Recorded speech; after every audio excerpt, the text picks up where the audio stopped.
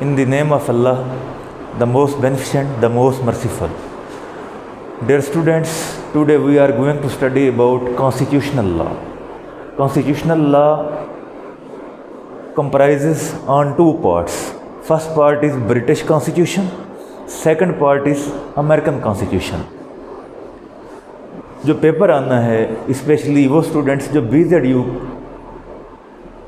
میں لاء کے ایگزام میں اپیئر ہوتے ہیں، پہلا سوال آبجیکٹیو کا ہوتا ہے، first question, second question theory, third theory, fourth theory, fifth theory, آگے 6 7 وہ تھیوری کے ہوتے ہیں۔ سب سے پہلا حصہ جو ہے وہ برٹش کانسٹیٹیوشن کا ہے۔ امپورٹنٹ کویسچنز میں سب سے اہم کویسچن ہے برٹش کانسٹیٹیوشن میں salient features of British constitution, یعنی برطانوی آئین کی نمایاں خصوصیات۔ بہت ہی اہم سوال ہے، اس طرح سے سمجھ لیں کہ کمپریہنسو کویسچن ہے۔ اگر یہ سوال آپ کو اچھی طرح سے یاد ہو گیا تو برٹش کانسٹیٹیوشن کے اہم خد و خال بیان کرنے میں آپ کو ڈیفیکلٹی نہیں رہے گی۔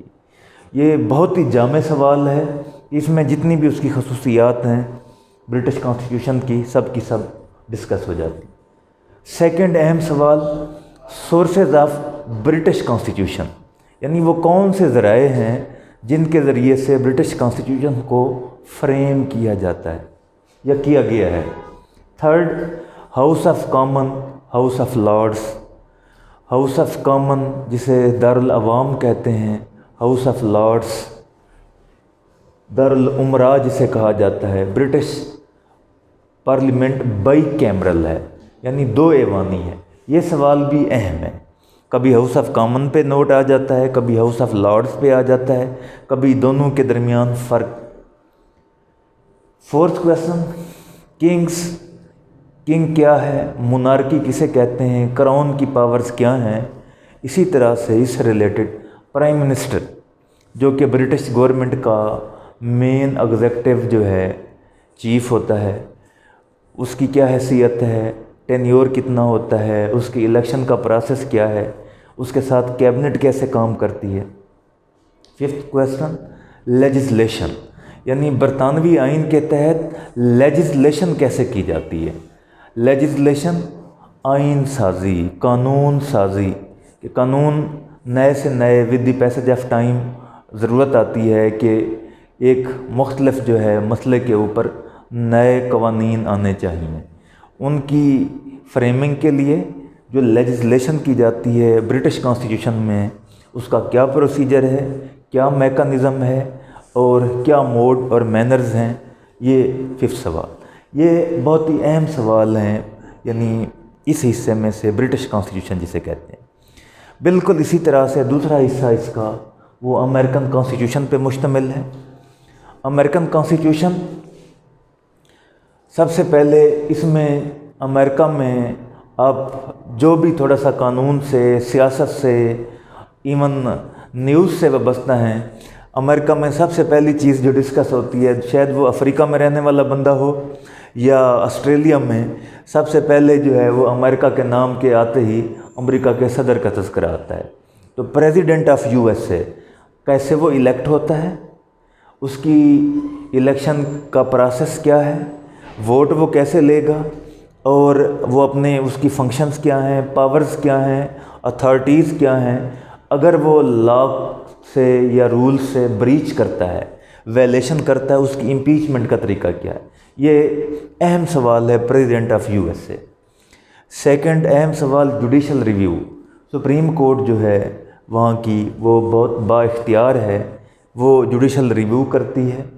وہ اس ریویو کے لحاظ سے آگے آئین سازی کے اوپر، قانون سازی کے اوپر کیا امپیکٹ پڑتا ہے، یہ سوال۔ Third question American cent. امریکہ میں سینٹ کا نام بھی سب سے ٹاپ پہ رہتا ہے، اور ہاؤس آف ریپریزنٹیٹیو۔ سینٹ ایوان بالا ہے اور وہ ہاؤس آف ریپریزنٹیٹیو ایوان نمائندگان۔ ان دونوں کے اوپر نوٹ آ جاتے ہیں یا ان کی ڈسٹنگوشنگ فیچرز وہ پوچھ لیتے ہیں۔ ایسے doctrine of separation of power, कि पावर्स को किस तरह से सेपरेट किया गया है। जुडिशरी की पावर है, एग्जीक्यूटिव की पावर है, और लेजिस्लेटर जो है जिसे मुकन्ना कहते हैं, उसने लेजिस्लेशन कैसे करनी है, separation of power. Doctrine of check and balance, एक सिविलाइज कंट्री में किस तरह से सिस्टम को चलाना है, गवर्नेंस को, उसके अफेयर्स को रन करना है, चेक एंड बैलेंस का एक प्रॉपर सिस्टम है। वो उसके पीछे जो डॉक्ट्राइन काम करती है उसको डिस्कस किया जाता है इसमें। ये सवाल भी इस लिहाज से अहम है, क्योंकि अगर चेक एंड बैलेंस ना हो, वो कोई सोसाइटी हो, इदारा हो, फर्म हो, कंपनी हो, हुकूमत हो या कोई निज़ाम हो, वो रन नहीं कर सकता, स्मूथली रन नहीं करेगा। अल्टीमेट इम्पैक्ट क्या होगा या इफ़ेक्ट क्या निकलेगा, वो इदारा जो उसके ऑब्जेक्टिव होंगे उनको हासिल करने में नाकाम हो जाएगा, और किसी के पास ज़्यादा पावर आ जाएगी, किसी के पास बिल्कुल नहीं होगी। इस तरह से खींचातानी, लेग पुलिंग शुरू हो जाएगी, जिसे वो कहते हैं कि power corrupts and absolute power corrupts absolutely. इसलिए चेक एंड बैलेंस ज़रूरी है। ये सवाल भी अहम है। इसके अलावा 5th क्वेश्चन इसमें भी लेजिस्लेशन, कि अमेरिका में लेजिस्लेशन कैसे की जाती है।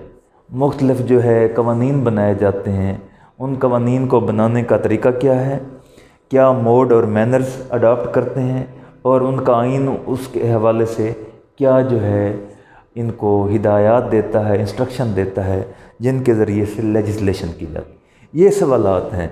इन सवालात को अज़ीज़ तलबा अगर आप फोकस कर लेंगे तो इंशाअल्लाह कॉन्स्टिट्यूशनल लॉ के पेपर को अटेम्प्ट करना आपके लिए कोई मसला नहीं होगा।